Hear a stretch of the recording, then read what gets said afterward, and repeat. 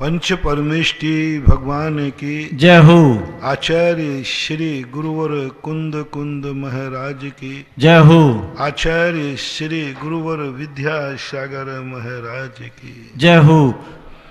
परम पूज्य निर्यापक श्रवण मुनि पुंगव श्री सुधासागर जी महाराज की जय। आचार्य संघ की जय। तुम वो दिन याद करो जब तुम कुछ भी नहीं थे, तुम्हारा जन्म हुआ था, तुम कुछ भी नहीं जानते थे, कोई जिंदगी को बचाने का उपाय नहीं था। वे दिन क्यों न विचारत चेतन मात की कूख में आन बसे थे।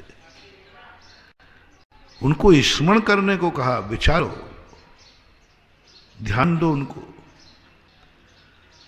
वर्तमान में तो बुरे लगते हैं, लेकिन जब अतीत हो जाते हैं, वे बुरे दिन निकल जाते हैं, बड़े काम के होते हैं, बहुत काम के होते हैं। उनको याद कर करके व्यक्ति का आनंद बढ़ता है, बहुत आनंद। वो कीमत समझता है। आपको अपने गरीबी का दिन आ जाए याद, तो आप धन का दुरुपयोग नहीं करेंगे, क्योंकि पैसे की कीमत आपने देख ली है। आप एक एक रुपए का बचाव करेंगे, क्योंकि आपने देखा है कि पैसे के अभाव में जिंदगी कैसी होती है। बुरे दिन देखने वाला व्यक्ति, किसी के बुरे दिन से अच्छे दिन आते हैं, उसमें बुराइयां नहीं आती। वो धन को बुरे कार्यों में खर्च नहीं करता, क्योंकि वो जानता है कि मैंने गरीबी देखी है। बीमार व्यक्ति कभी रोगी की उपेक्षा नहीं करेगा। जिसने खुद बीमारी भोगी हो, वो दूसरे बीमार व्यक्ति को कभी उपेक्षा नहीं करेगा। वो जानता है कि बीमारी का कष्ट क्या है। वो एक मुहावरा आता ना, जाके पैर फटे न भई वह क्या जाने पीर पराए। स्वयं के पैर की बीमारी जिसको फट जाती है, पर वो जानता है कि इसकी वेदना कितनी है। इसलिए अपने जीवन में दुख के दिन नहीं आए हो तो प्रार्थना करना, भगवान कभी तो दुख दिया कर मुझे कभी तूने दुख ही नहीं दिया। कभी तो परेशानी दे मुझे परेशानी नहीं दिया। कभी तो बीमार कर, मैं बीमारी नहीं हुआ। कभी तो भूखा रख, मैं भूखा ही नहीं रहा। कभी तो टेंशन दे मुझे, कभी टेंशन ही नहीं आता। कभी तो बुरा देख, मुझे बुरा देखने में नहीं आता। कभी तो बुरा सुनाई दो शब्द जो मेरे लिए दुखदाई है, मैंने कभी सुने ही नहीं। शौक होना चाहिए। जिसके जीवन में ऐसे दिन आए हो, बुरा सोचा हो, बुरा हुआ हो, बुरा देखा हो, बुरा सुना हो, बुरा किया हो, वो उसको याद करना। और नहीं हुआ हो तो एक बार प्रार्थना करें, भगवान मेरे जीवन में कुछ बुरा होना चाहिए, क्योंकि मुझे कुछ समझ में नहीं आ रहा है। मेरे में बुराइयां बढ़ती जा रही हैं, मेरे में दोष बढ़ते जा रहे हैं। मैं क्रोधी होता जा रहा हूं, मैं मानी होता जा रहा हूं, मैं दुनिया को पैर से कुचलने लगा हूं, क्योंकि मेरी जिंदगी में कभी बुरा दिन आया ही नहीं। मुझे हर गरीब से घृणा हो गई है। मेरे दरवाजे कब कोई भिखारी आता है तो मुझे बहुत गुस्सा आता है। जब कोई गरीब भिखारी तुम्हारे दरवाजे आए और तुम्हारे लिए गुस्सा आवे, चले आते हैं सवेरे से, तो मेरा कहना है, भगवान से जरूर कहना, भगवान एक बार मुझे भी गरीबी का दर्शन करा। बोले क्यों? बोले मुझे गरीबों पर गुस्सा आने लगा है, गरीबों से घृणा हो गई, गरीबों को मैं फुटकारता हूं। उनके प्रति मेरा बहुत बुरा भाव होता है, कुचलने का भाव होता है। मेरा मन करता है कि फुटपाथ पे सोने वालों पे गाड़ी चला दूं, इनको कुचल दूं। क्या काम के हैं, इनका दुनिया में क्या महत्व है, मर क्यों नहीं जाते हैं सब? देश के लिए, पृथ्वी के लिए भार हैं। इन गरीबों से क्या होने वाला है? जब ऐसा परिणाम तुम्हारा आने लग जाए तो माँ भगवान से कहना, भगवान एक बार गरीबी का दर्शन करा मेरी जिंदगी में, मैं बहुत पापी हो गया। एक बार मुझे फुटपाथ पे सुलाए, ऐसा दिन व्यतीत कर, ऐसा कुछ कर जिससे एक रात में फुटपाथ पे गुजारूं, और एक दिन ऐसा कर दे कि एक मोहताज, एक दाने को मोहताज हो जाऊं मैं, एक कौड़ी के लिए मैं मोहताज हो जाऊं मैं। सब कुछ भी नहीं मेरे पास है, बस एक ही बात आ रही कि अब तो मरना निश्चित है। ऐसे दिन मुझे एक बार दिखा मेरी जिंदगी में भगवान, नहीं तो ये आपका भक्त डूब जाएगा। आपने बहुत कृपा कर दी है, आपने बहुत माल दे दिया है, आपने बहुत पुण्य दे दिया है। आपकी कृपा से मेरे जीवन में कुछ आ ही नहीं रहा और मैं अहंकारी होता जा रहा हूं। नहीं भगवान, थोड़ा करो, थोड़ा मुझे कष्टों में रखो, जिससे मैं धर्मात्मा बना रहूं। मुझे इतना भी व्यापार धंधा मत दे दे, मुझे इतनी भी अमीरी मत दे दे, मुझे इतनी भी नींद मत दे दे कि मैं सुबह उठ करके तुझे भी याद ना करने का समय रहे। मैंने एक बार कहा था, सम्यक दृष्टि वह नहीं है, धर्मात्मा वह नहीं है जो कष्टों में भगवान का नाम लेते, बुरे दिनों में भगवान को याद करते। सही सम्यक दर्शन कौन है? जो पाप कर्म से उब गए वो नहीं, बुरी गरीबी से उब गए वो नहीं, जो पुण्य से उब गए हैं, अमीरी से उब गए। बहुत कम लोग आते हैं ऐसे। सब लोग ये आते, महाराज मेरा व्यापार नहीं चलता, धंधा नहीं चलता, ये नहीं चलता। मुश्किल है, बहुत मुश्किल है। ऐसे लोग जो कहते महाराज जी मैं बहुत परेशान हूं, इतना व्यापार, इतना धंधा कि मैं सुबह अभिषेक को नहीं आ सकता, मैं तेरे प्रवचन सुनने नहीं आ सकता, मेरे पास इतने नोट आते कि मुझे माला गिनने का समय नहीं। भगवान मैं खुश नहीं हूं आपसे, आपने इस सजा देने का अच्छा तरीका निकाला। तू मेरा भगवान है ना, दुश्मन होता तो मुझे गरीब बना देता, मैं एक एक दाने को मोहताज होता, लेकिन मैं तेरा भक्त हूं ना, तो मुझे तू अमीर बना करके मेरे से बदला ले रहा है, अमीर बना करके तू मेरी दुर्गति कराना चाहता है, अमीर बना करके तू मुझे पछाड़ना चाहता है। भगवान कहते तू पागल हो गया क्या? अरे तू मेरा एहसान तो मान नहीं रहा है कि मैंने तुझे अमीर का आशीर्वाद दिया, तू अमीर हो गया, तू अमीरी को कोस रहा है, अमीरी को कोस रहा है। हाँ भगवान, मैं अमीरी को कोस रहा हूं, मैं अच्छे दिनों को कोस रहा हूं, जिस दिन मुझे अच्छी नींद आई उस दिन को कोस रहा हूं, उसको कोस रहा हूं मैं। ये आप मेरे से कोई बदला ले रहे हैं।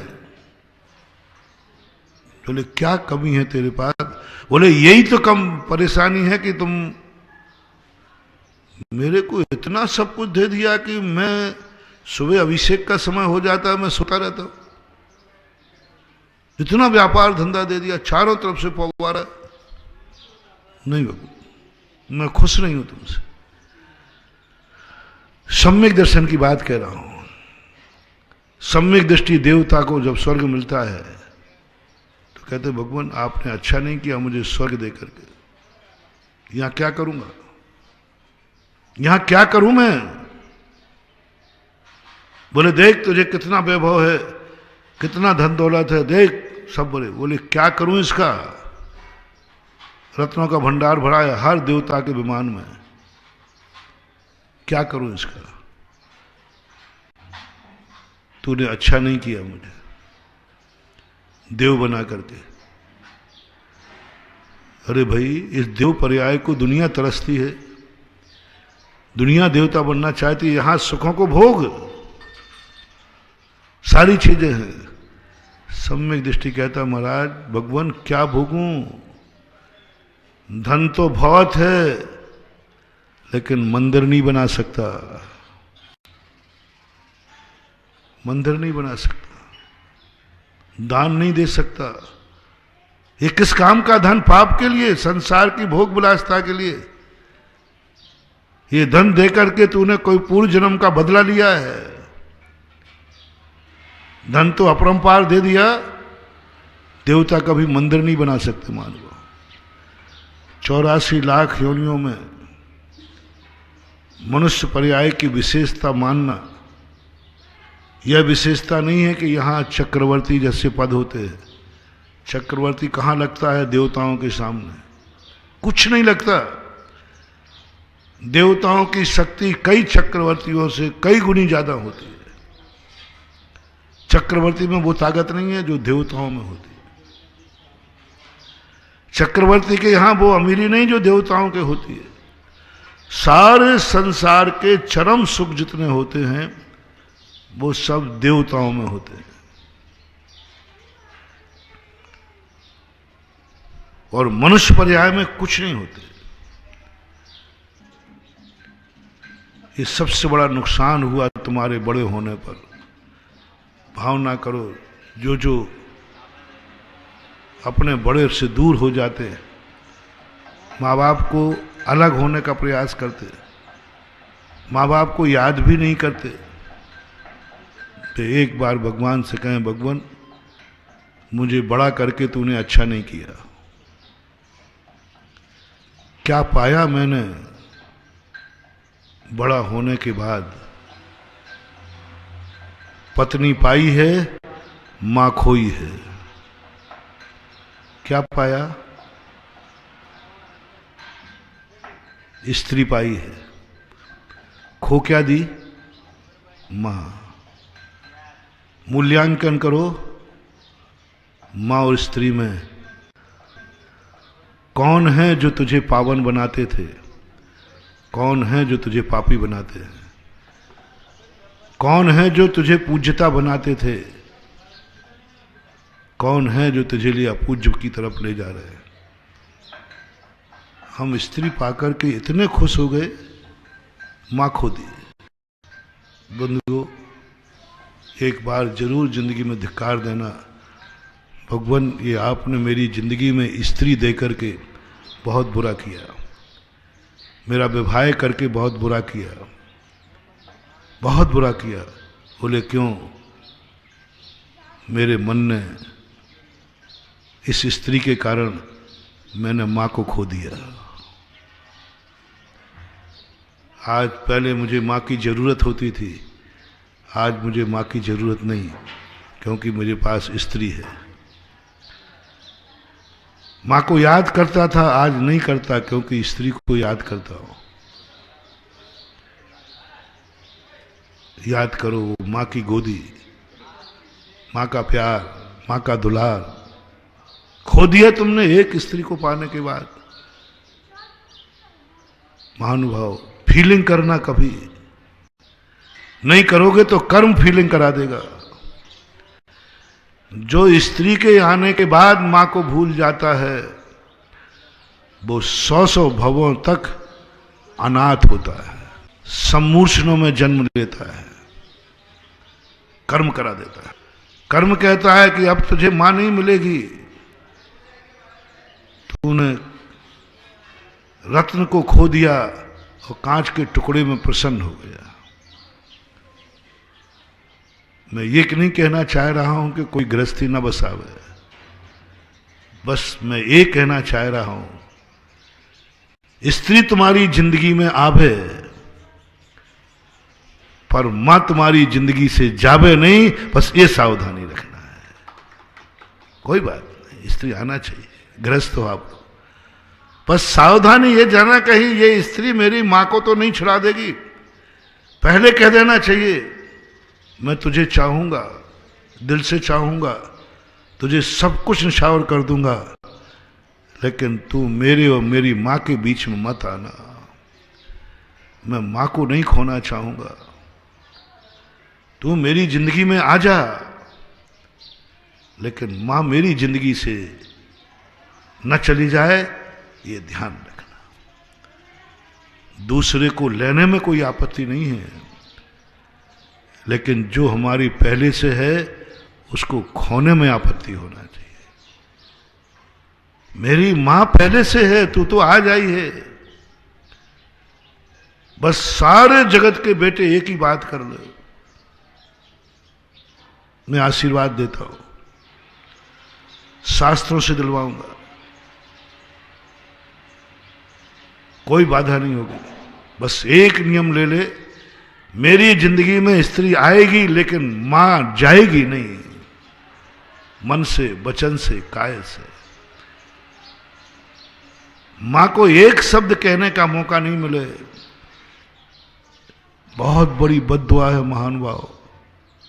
ये अभिशाप तुम कभी मत लेना, कभी मत लेना। मां का अभिशाप,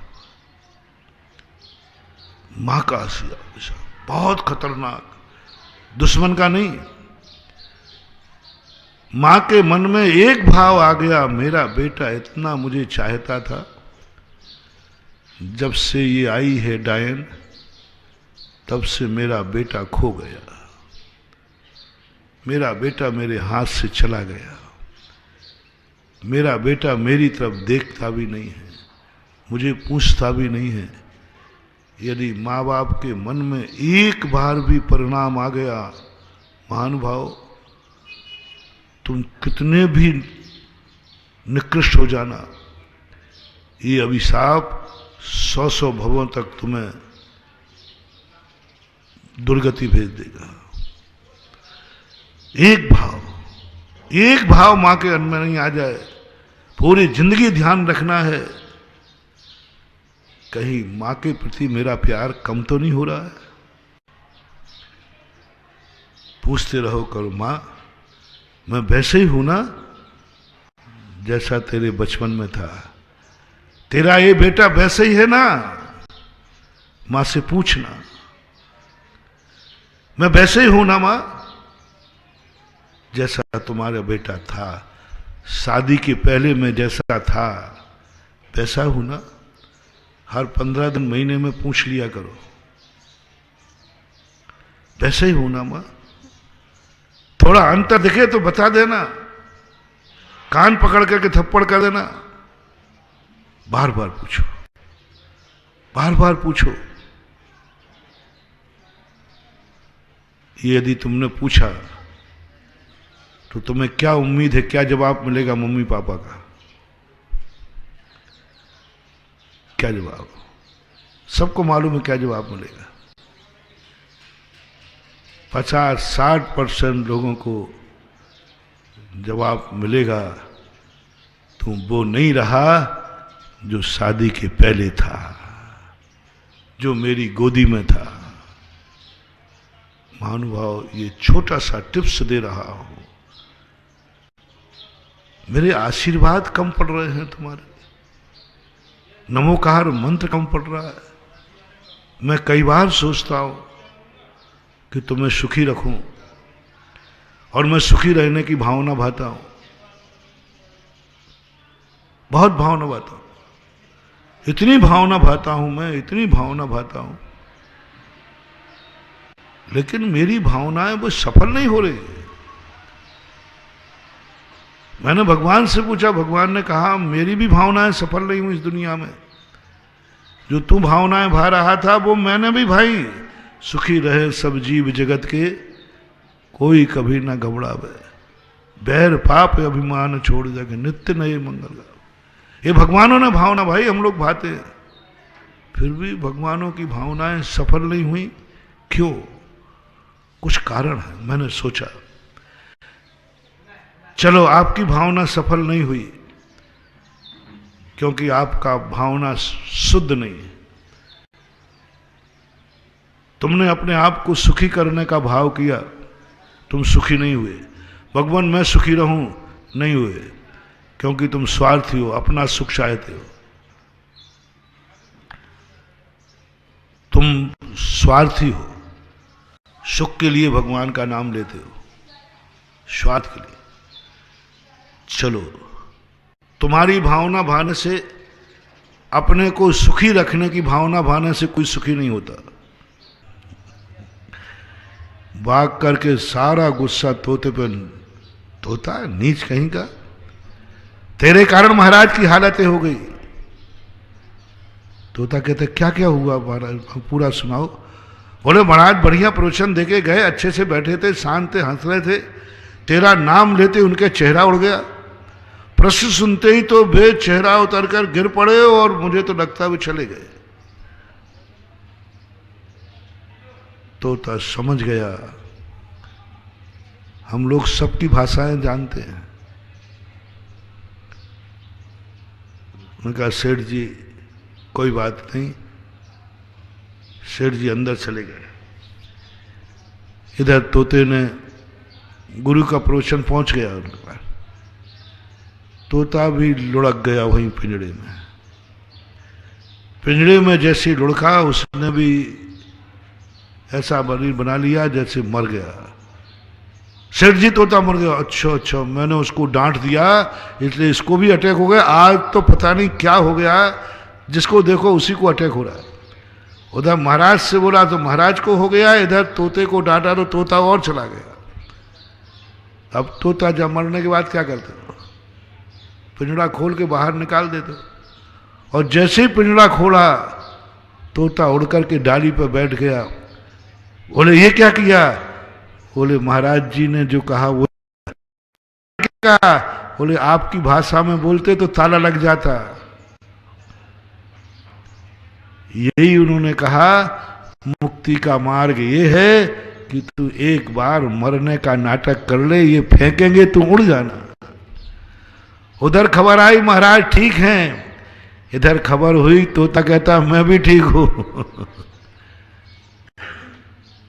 कितने से वाक्य में मुक्ति का मार्ग मिल गया। शब्द बोलने अवाग विसर्गम वपुषा अनुरूपयन्ति, बिना बोले ही जिनकी चर्या उपदेश देती है।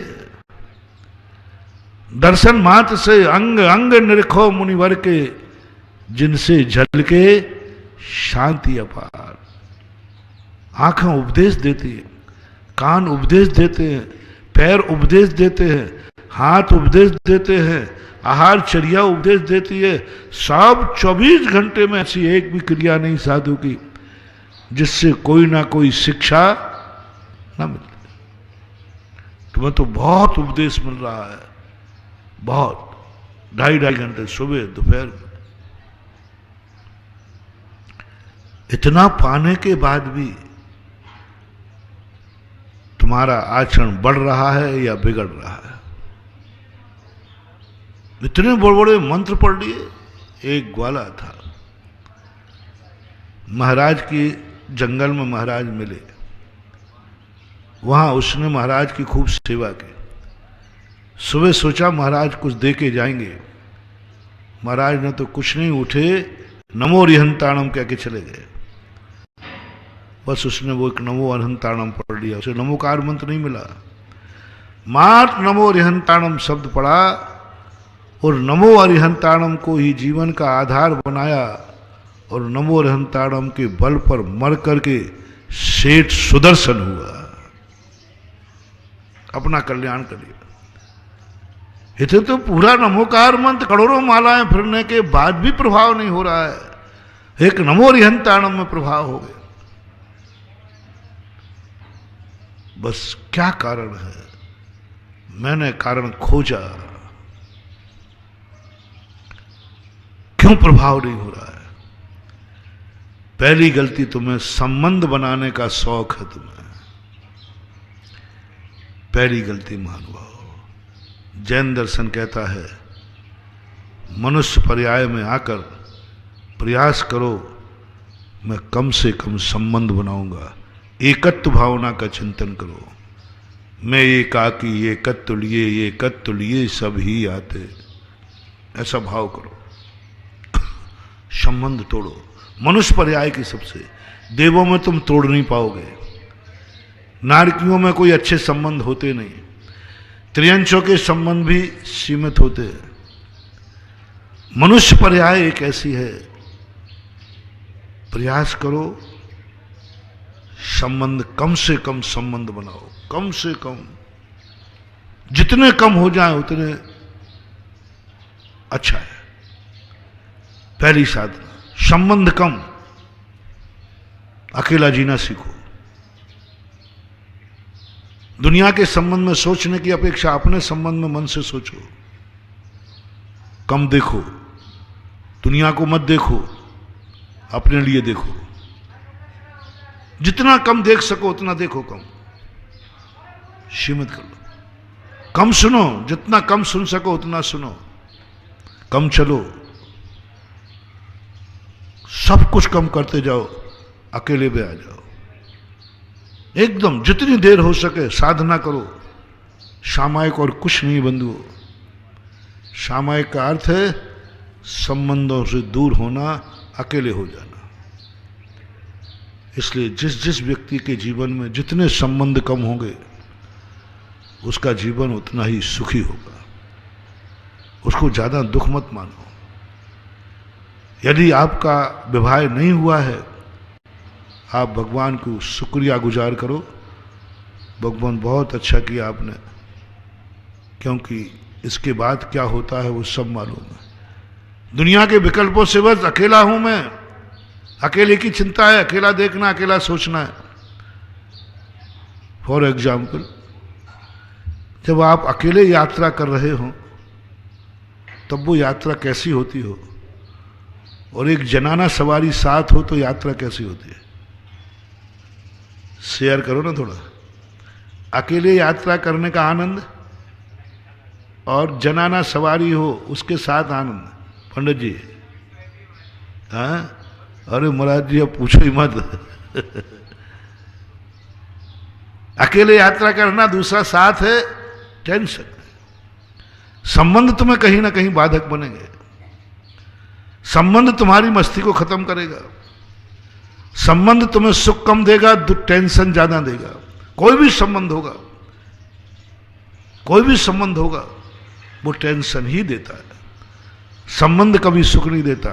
देता है तो आटे में नमक के बराबर। कितना देता है? आटे में नमक के बराबर। और टेंशन कितना देता है? आटे बराबर। आप लोगों को अनुभव होगा, जितने रिश्तेदार बढ़ते जाते हैं टेंशन बढ़ता है कि कम होता है? बढ़ता है। तो चलो एक निर्णय करें अपनी जिंदगी में, प्रयास करें, साधना करें, आप लोग करें, संबंध कम से कम बनाओ।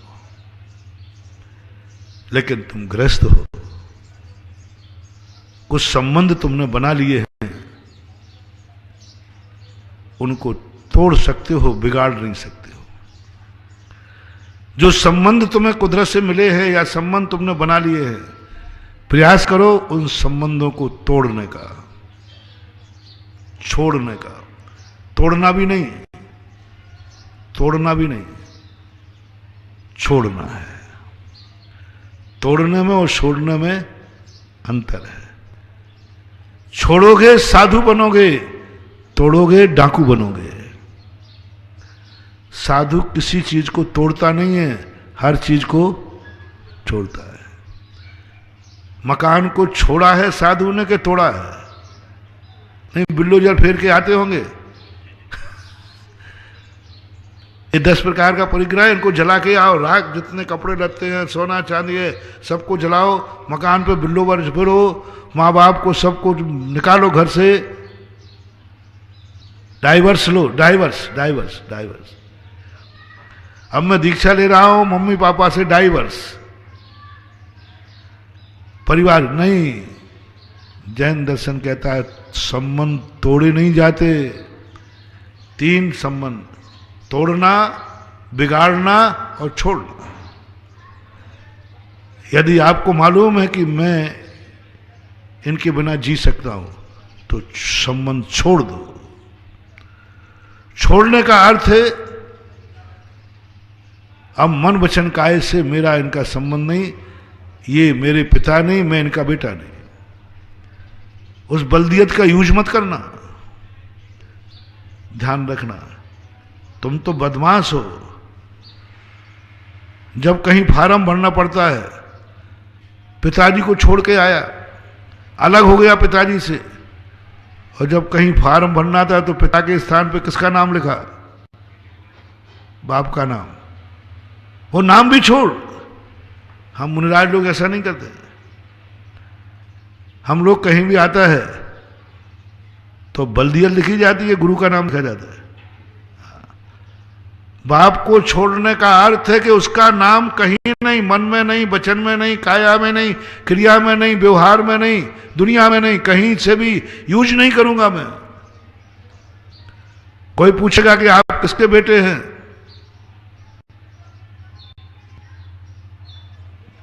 आचार्य विद्यासागर का। आपकी उम्र कितनी है? जो दीक्षा की उम्र है। आपका जन्म स्थान कहां है? जहां दीक्षा हुई थी। आपका परिवार कौन है? पिछीधारी। सब उल्टे बोलेगा वो। तब छोड़ना कहलाता है। तुम छोड़ नहीं पाओगे, गृहस्थ हो। तो आज 2 नियम देना चाहता हूं तुम्हें। जो संबंध तुम नहीं बिना बनाए रह सकते हो, बिना उसके नहीं रह सकते हो, तो चलो बना लो। अच्छा था कि मत बनाओ। 2 दिन पहले मैंने कहा था, जो शादी कर लेते, जिनके संतानें नहीं होती हैं, उनको प्रसाद बांटना चाहिए, भगवान का धन्यवाद देना चाहिए। भगवान कितने पुण्य किए मैंने, कि मैंने संसार भी भोग लूंगा लेकिन अगाड़ी पिछाड़ी की कोई चिंता नहीं। 2 दिन पहले सुनाया था ना, अच्छा हुआ भगवान मुझे गधा बनने से बचा लिया। क्योंकि 40 साल के बाद बाप तो बनता है गधा और छोकरा बनता है कुमार। वो कहता है चल टट्टू, इच्छाएं पूरी करो। भगवान कितना अच्छा हुआ, मुझे कोई कार्य नहीं, अपना जिंदगी जी ली, इंद्रियों के भोग भी भोग लिए और कुछ भी नहीं। समाधि लेने में कोई टेंशन नहीं है, मरण करने में कोई टेंशन नहीं है, शांति के साथ मर सकूंगा, क्योंकि ना गाड़ी है और ना पछाड़ी है। पॉजिटिव सोच, सकारात्मक सोच देखो। इतना सकारात्मक सोच हो जाए कि व्यक्ति हर चीज में कहे नहीं, मेरे पुण्य के उदय, मैं बिना संतान हूं, पापी नहीं हूं, मैं देव पुरुष हूं। क्योंकि देवताओं के संतान नहीं होती, मैं दिव्य पुरुष हूं। मेरे कर्मों ने मुझे किसी की गुलामी के लिए पैदा नहीं किया। मेरा कोई कर्जदार नहीं, मुझे किसी की सेवा करना नहीं, मैं सेठ हूं, मैं मालिक हूं। बच्चा हो जाता है, उसकी गंदगी साफ करो, उसे कपड़े दो, उसके लिए दुकान व्यापार टेंशन कितना होता है, सब आपको मालूम है। लेकिन फिर भी आप लोग मेरी बात मानने वाले नहीं। कुछ बातें मेरी तो बहुत विचित्र लगती हैं। निस्संतान माने कि हमारे पुण्य के उदय हैं, ऐसा होगा क्या? बल्कि कौन मानता है? जिसके होते हैं वो पुण्यात्मा, जिसके नहीं होते हो वो तो कहता मैं पापी आत्मा। इसकी गलती है। चलो कोई बात नहीं, बस अभी संबंध बना रहे हो तो बस जैसे जैसे दिन बीतते जाएं, बड़े होते जाएं, ध्यान रखना उन संबंधों में खटास तो नहीं आ रही। संबंध बिगाड़ो मत, संबंध तोड़ो मत। छोड़ने की बात मैंने कह दिया, तोड़ना नहीं, बिगाड़ना नहीं। जो संबंध तुम्हारे थे पहले, वह हैं क्या आज पति पत्नी के, भाई भाई के, माँ बाप के? जिन जिन के बिगड़ चुके हैं, थोड़ी बहुत है, वे ध्यान रख लें, उनके लिए मेरा आशीर्वाद, भगवान का गंदोदक काम नहीं करेगा, नहीं करेगा, क्योंकि वो सब भस्म कर देगा, अतिशय खत्म कर देगा। इसलिए पहले उन संबंधों को सुधारो।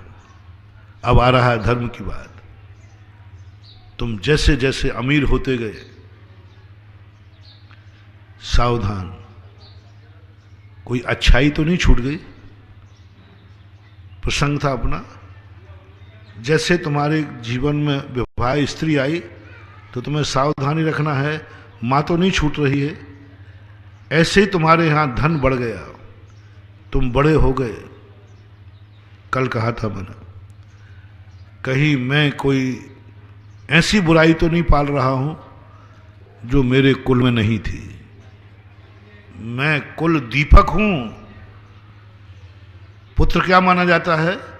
कुल दीपक, घर का उजियारा, बहुत बड़ी चीज है। अब तुम्हें देखना है कहीं ऐसा तो नहीं कि मेरे में कोई ऐसी बुराई आ गई है जो कुल को कलंकित करे, कुल को कलंकित करे। मैं से कोई पाप नहीं करूंगा जो मेरे पूर्वजों ने नहीं किया। भंडार, पुण्य का भंडार, पुण्य की देखना तुम्हारा, बस एक चिंतन कर लो, मेरे द्वारा वो पाप तो नहीं हो रहा है, क्योंकि आज मेरे हाथ में बांगडोर है, मैं बड़ा हो गया हूं, मेरे हाथ में गद्दी आ गई है, घर का मुखिया बन गया हूं। पहले राजा महाराजा गद्दी पर बैठते थे। पूज्यवर जिनसेन स्वामी ने महापुराण में लिखा, घर की वसीयत संभालते समय राजा भोज या विक्रमादित्य के संबंध में आता है। जब वो सिंहासन पर बैठने लगे, उस सिंहासन में 16 पुतलियां थी।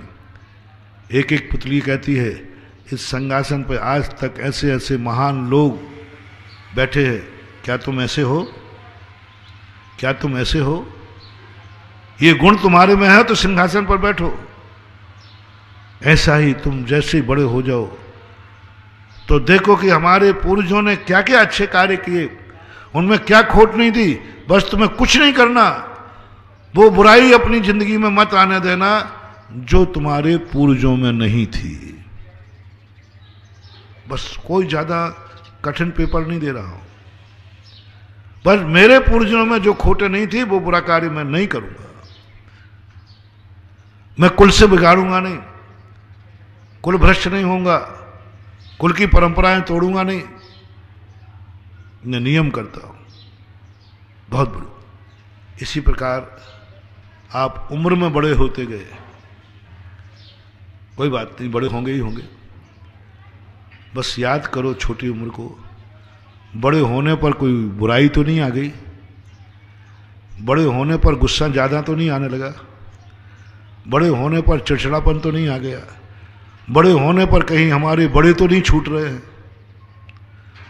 कहीं हम बड़े होने पर हमारे बड़े तो नहीं छूट रहे हैं, हमारे बड़े होने पर कहीं बड़ों का अपमान तो नहीं हो रहा है, हमारे बड़े होने से हम बड़ों को धुतकार तो नहीं रहे, हम बड़े होने के बाद कहीं बड़ों को पीठ तो नहीं दिखा रहे हैं। सावधान,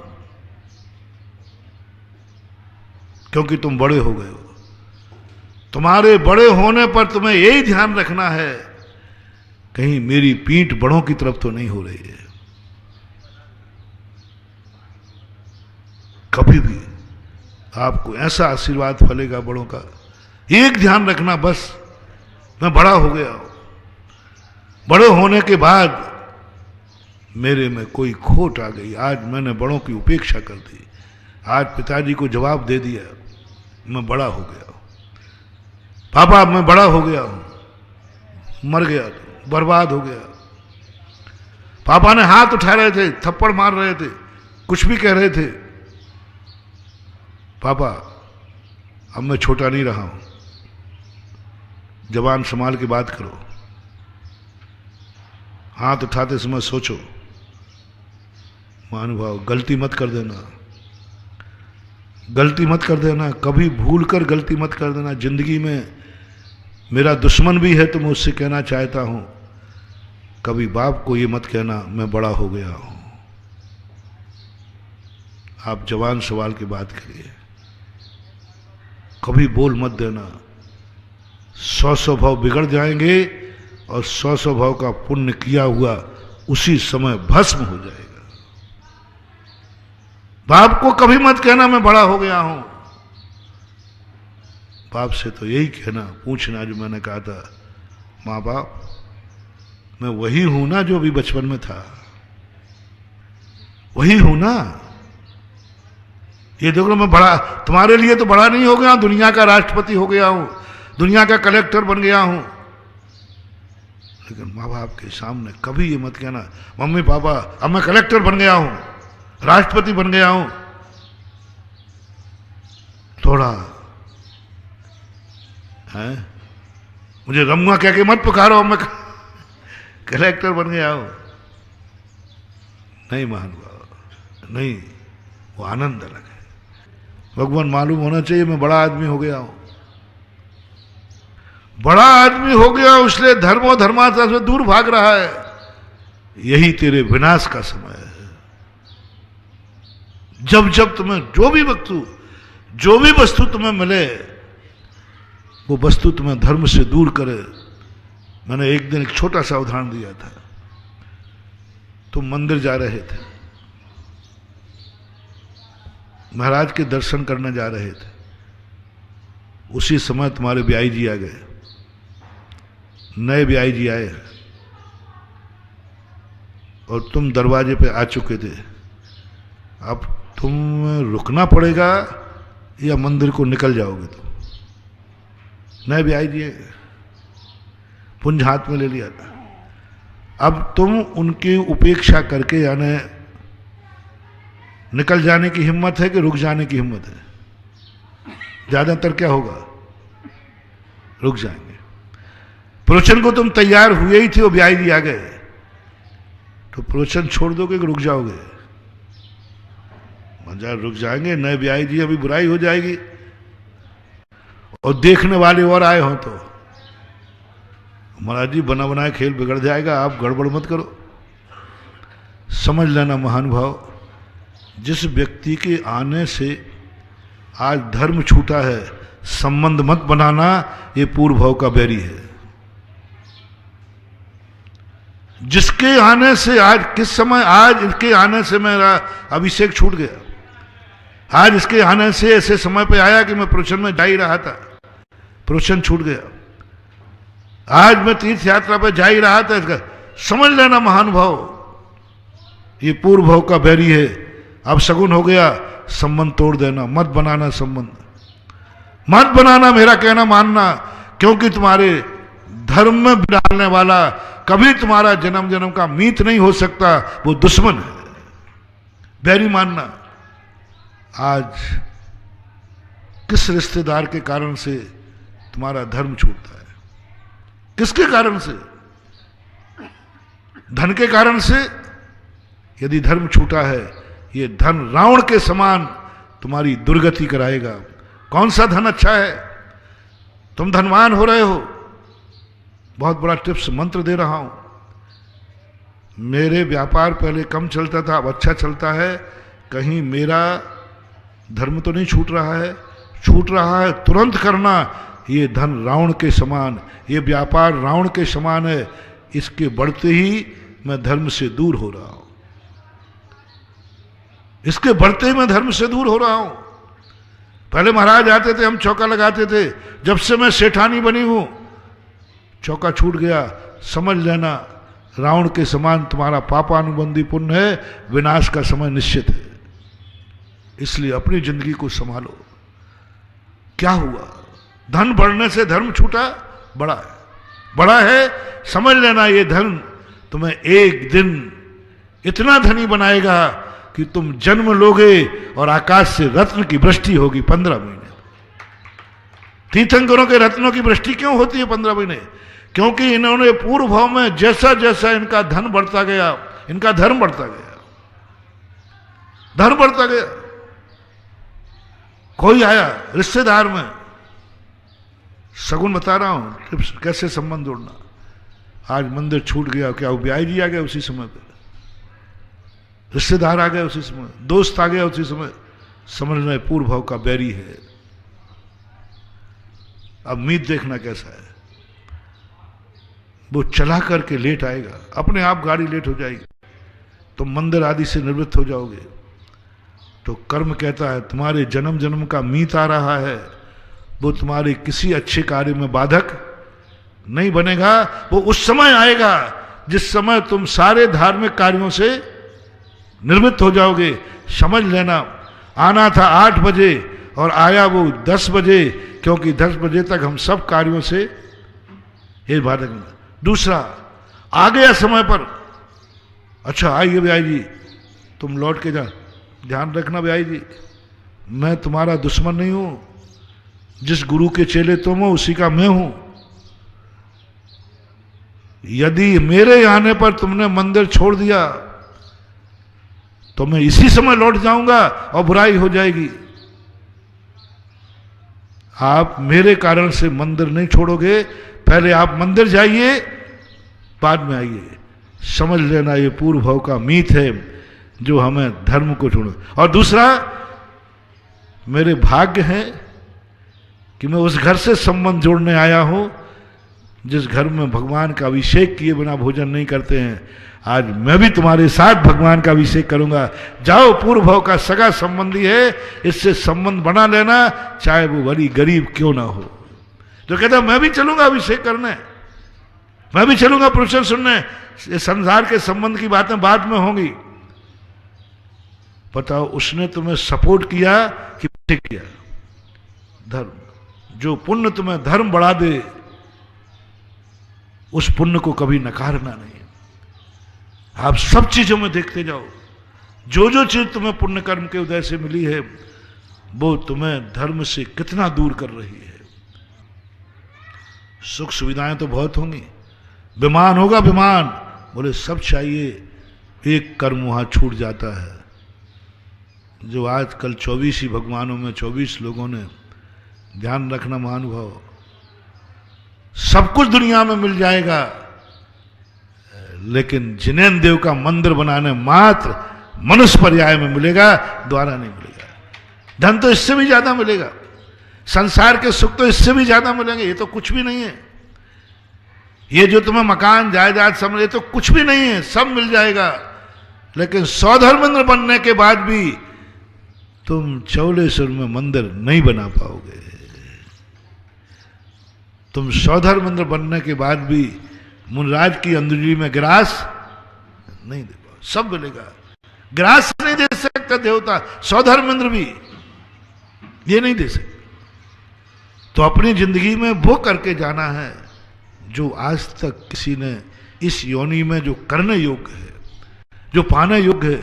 यदि ऐसा परिणाम तुम्हारा बन गया तो फिर देव पर्याय के लोग भी तुम नकार दोगे कि मुझे वो पुण्य नहीं चाहिए जो मुझे धर्म और धर्मात्माओं से अलग करे।